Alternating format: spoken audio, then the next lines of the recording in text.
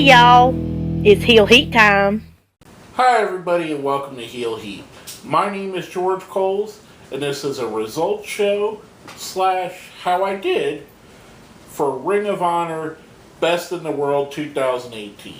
And basically, if you watched our last video, I made predictions on the show, so let's see how well my predictions came true, as well as review the show itself. We started off hot. The 6-man tag championships were on the line.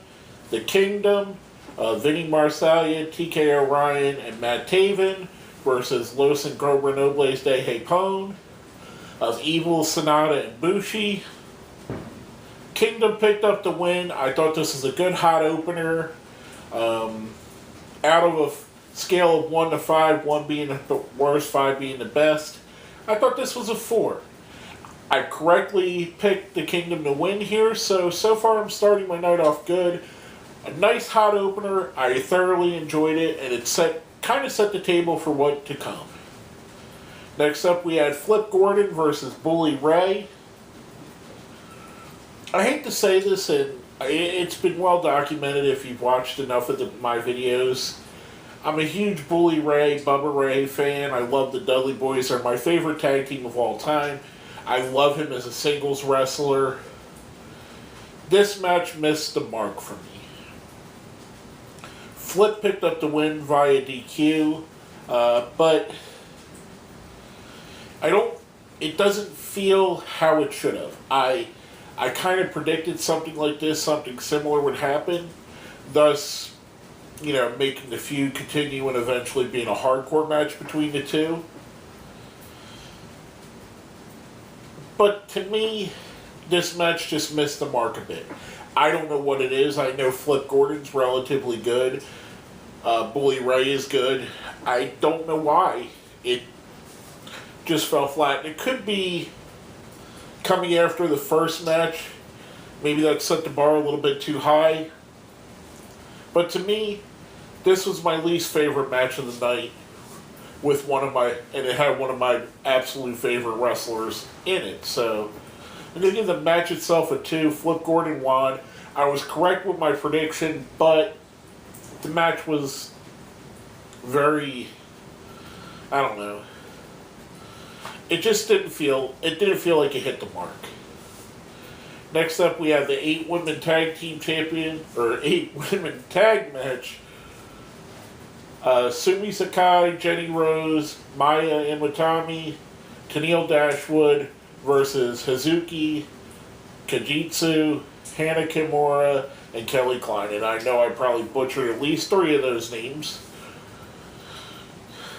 This was a good match for what it was. It kind of felt like the New Japan faction matches where they have 3 or 4 or 5 people against each other.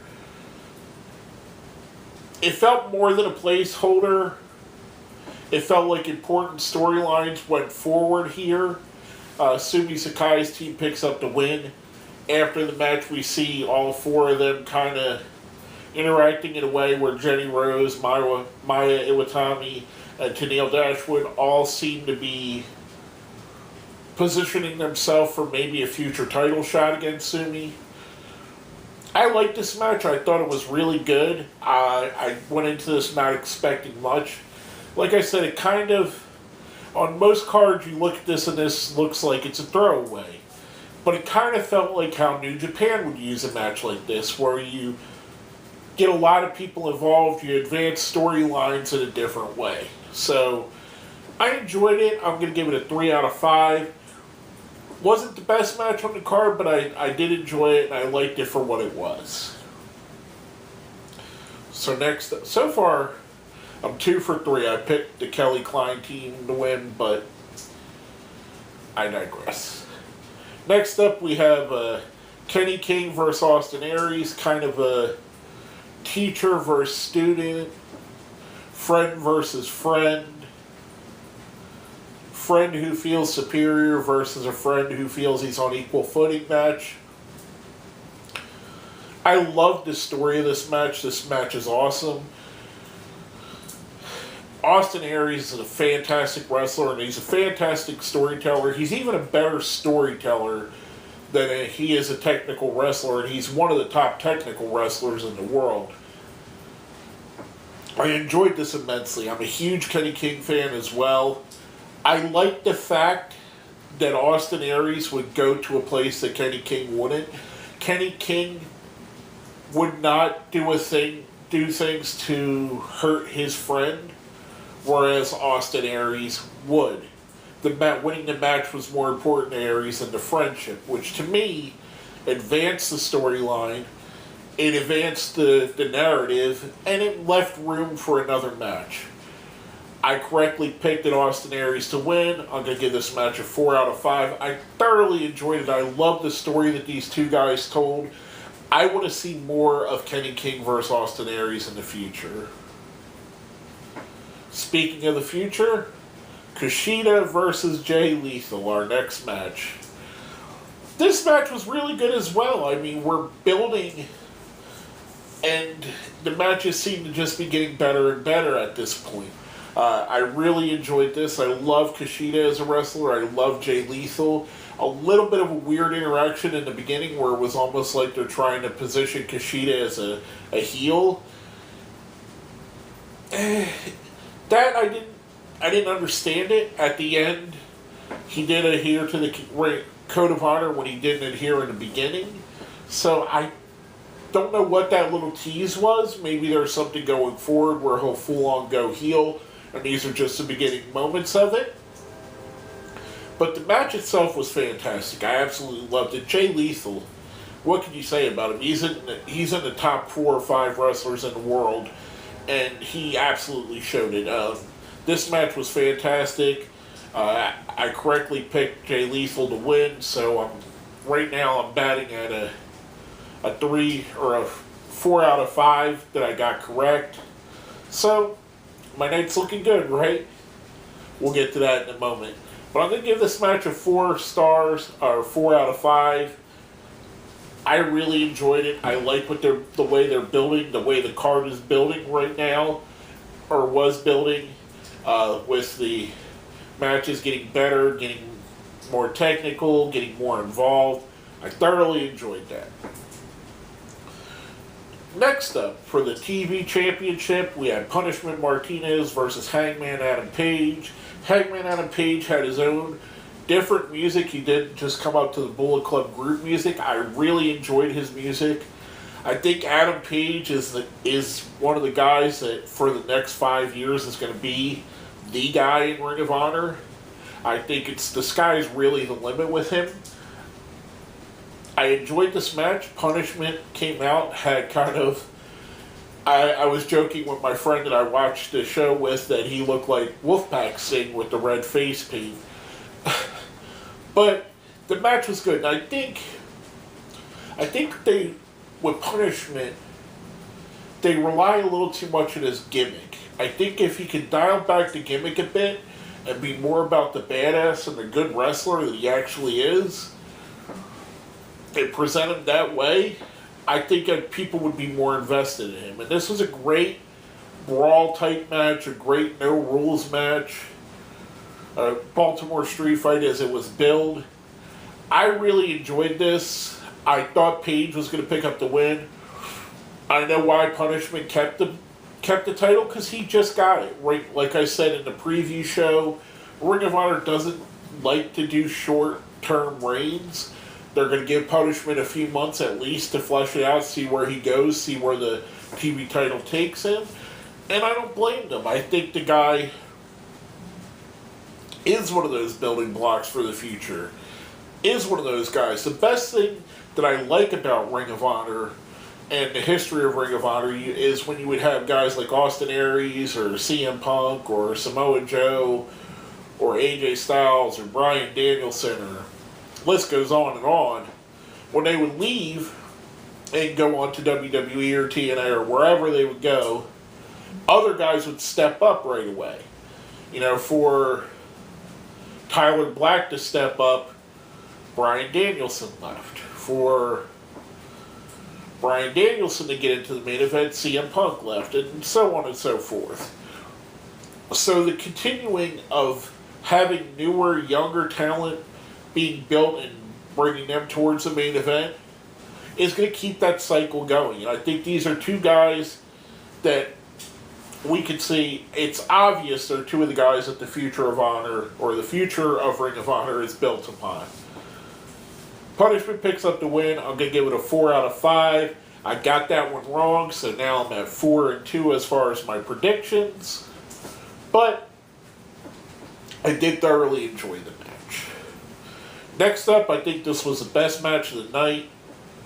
Our match for the Tag Team Championships, the Briscoe brothers versus the Young Bucks.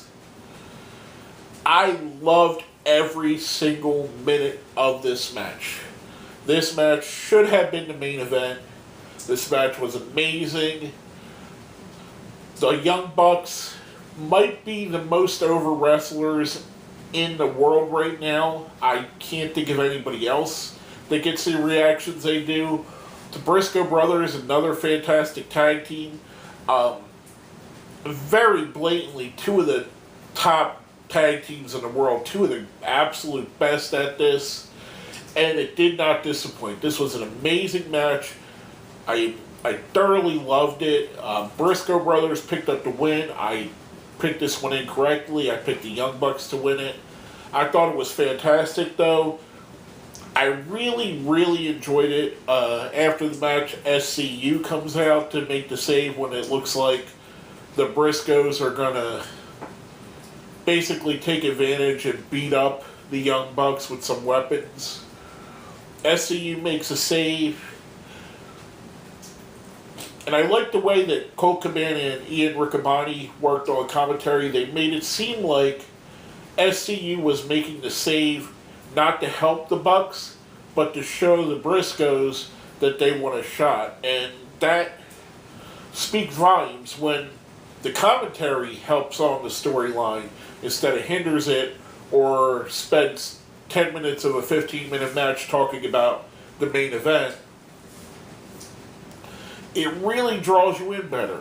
It really makes it seem more important what's actually happening right now on the screen. I love this. The Briscoes won.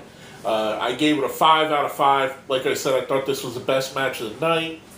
And now we're at 4 things I predicted right, 3 I predicted wrong. Leads us into the main event of the night, a 3-way match for the World Heavyweight Championship. Dalton Castle versus Cody Rhodes versus the villain Marty Scurll. I really, really had high hopes for this match going in. I don't think it delivered. And I don't know whose fault it is. I don't want to blame any of these guys. Separately, I think they're all great wrestlers. Dalton Castle, Cody Rhodes, Marty Scurll. I love everything. I love what they do. Like I said, I think Dalton's title run has fallen a little flat. I think more of that's due to lingering injuries than anything he's done himself. But unfortunately, it is falling flat. Is his lingering injuries part of what made this match fall flat as well? I don't know. Did they spend too much time with Cody and Marty dynamic? Maybe. I don't think there was enough. I don't think that the Cody-Marty dynamic played up as much as it should have. I think there should have been more turmoil. There should have been more will he, won't he. It shouldn't have been right off the bat. It's just a 3-way match with 3 guys that are all contending for the title. I think there should have been some internal struggle between the two as to whether or not they're going to attack their friend, or like with the match with King and Aries.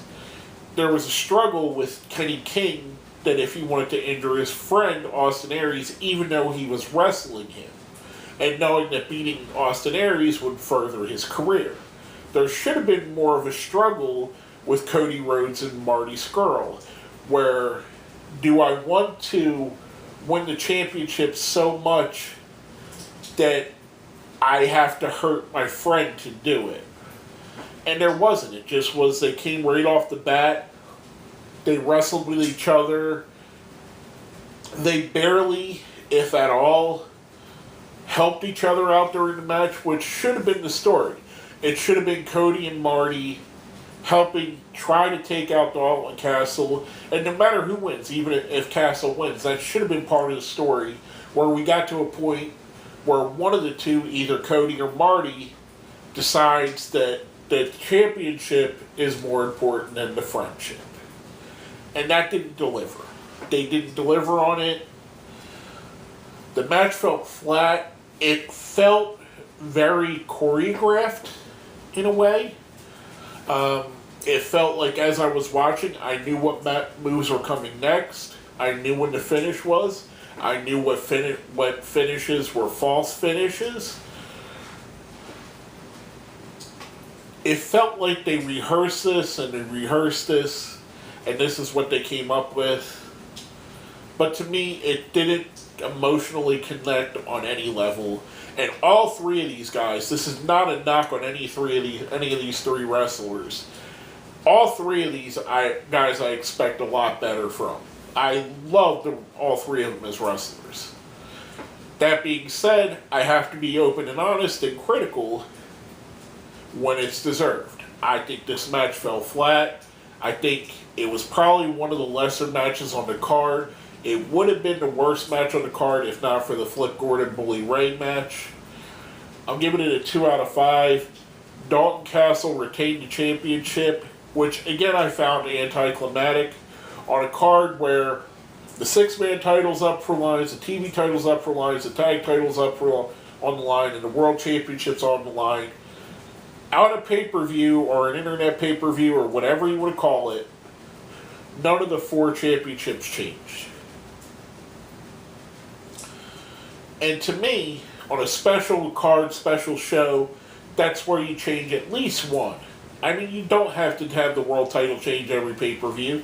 You don't have to have the TV title change every pay-per-view. But one of the 4 championships should have changed. And if you weren't going to go that route, maybe put a Women of Honor championship match on here and change that belt. So out of the 5 championships in Ring of Honor, one that wasn't defended, none of them changed hands on a pay-per-view show. That's not why I tune in. You don't tune in to WrestleMania or, I don't know, in the past Starrcade or Bound for Glory to see all the champions retained. And yeah, I know there's not, on the card there wasn't that real underdog fighting his way to the top type thing where the underdog finally becomes champion, or a long feud ender other than Punishment and Page, which could have played out that way. But to me, it just felt, and this isn't a knock because I love Ring of Honor and I love their shows, especially with Honor Club now being able to watch everything. It felt like just another Ring of Honor show and not a Ring of Honor pay-per-view. I gave Dalton, I gave the 3-way a 2 out of 5. I got that one wrong. For the night I had 4 right and 4 wrong. I knew going into this that there was a chance I'd have this many wrong. I knew there was a chance I might have got all 8 wrong, which is something that I really like, the unpredictability of this. And I know we're ending on a downer, and it sounds like I'm disappointed in the show, where overall I really wasn't. Out of 5, I give the entire show a 4. There was a lot of really good things. The opening 6-man match. The women's match was good. It was better than I expected it to be. It delivered on moving multiple storylines forward. I enjoyed that. Aries and King was good. Really good. Lethal Kushida really good. Punishment Martinez and Adam Page was amazing. Briscoes and the Bucks was amazing. It's just that the match at the end, maybe my expectations were too high, but it didn't deliver. If that would have delivered, I think we may have had a 5 show, a great show. But that being said, it was still very good. Still a very good quality show that I would highly recommend to anybody who hasn't seen yet watching, even though now I just gave you all the spoilers. I digress. Overall, really good show. I really enjoyed it.